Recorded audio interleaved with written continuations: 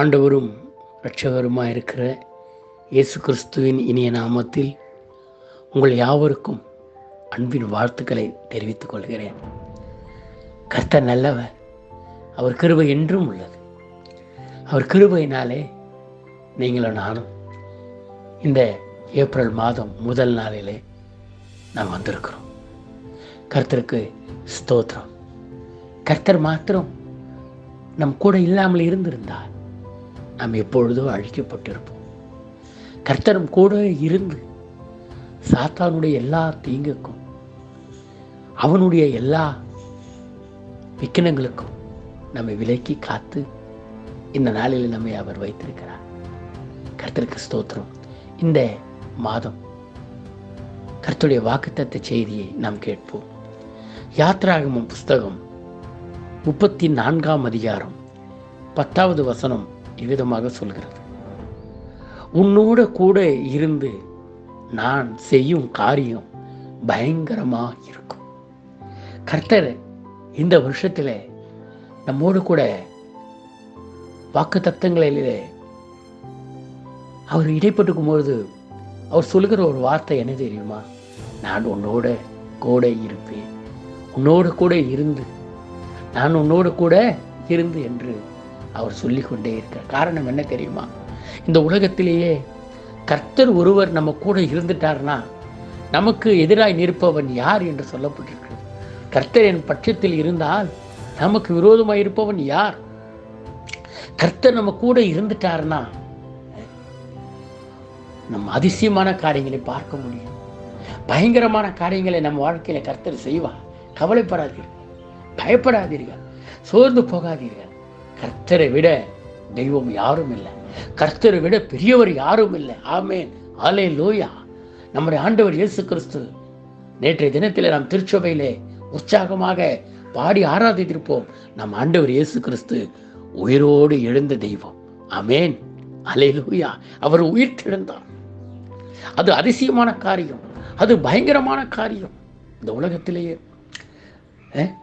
இந்த மாம்சத்தில் வெளிப்பட்ட கர்த்தர் மரித்து உயிர்த்தெழுந்து இன்றைக்கும் உயிரோடு இருக்கிறார் என்றால் அது அதிசயமான காரியம், பயங்கரமான காரியம். இதுவரை உலகம் தோன்றின நாளிலே இதுவரை நடந்ததில்லை.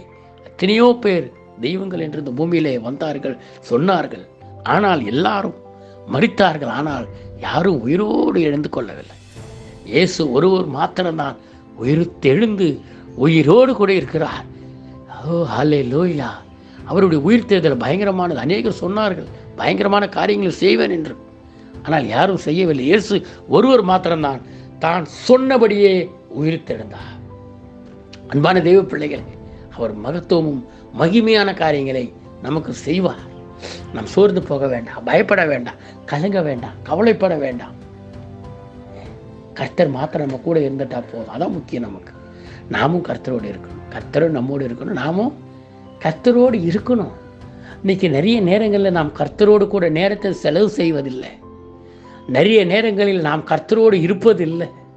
நாம் நிறைய நேரங்கள் கர்த்தரை தேடுவதில்லை.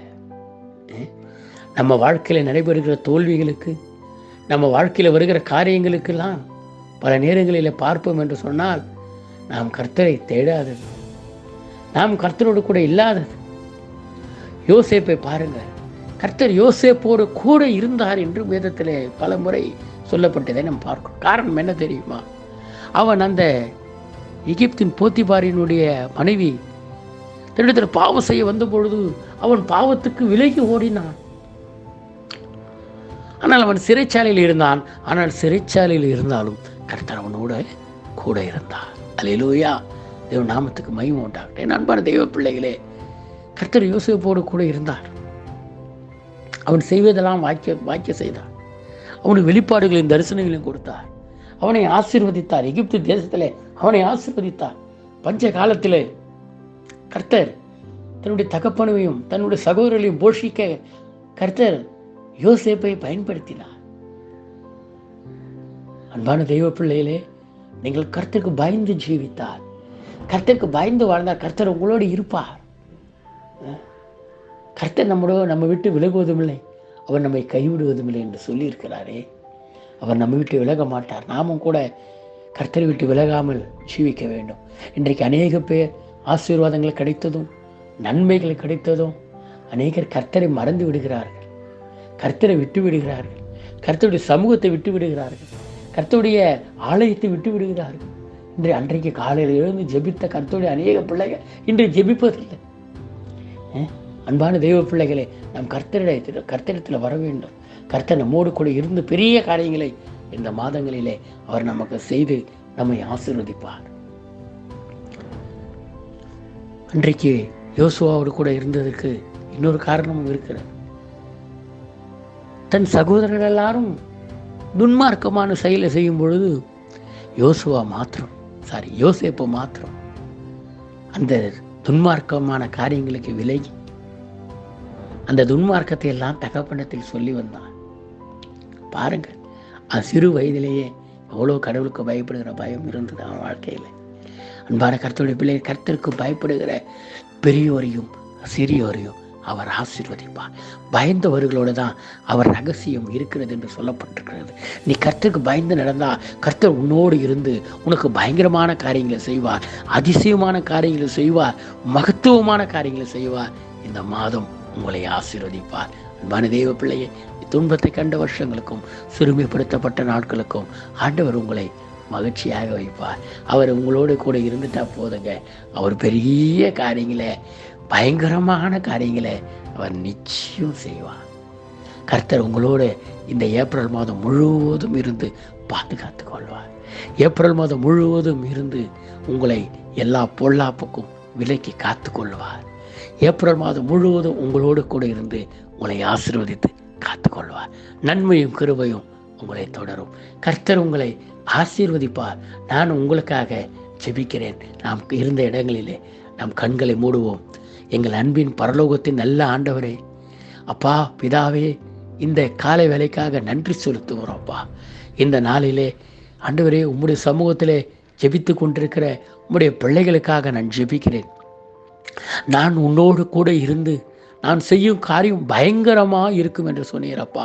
ஆண்டவரே, உங்களுடைய பிள்ளைகள் வாழ்க்கையில் நீ பயங்கரமான காரியங்களை ஆண்டவரே செய்கிறவர். ஆண்டவரே, செய்யும்படியாக ஜெபிக்கிறேன்.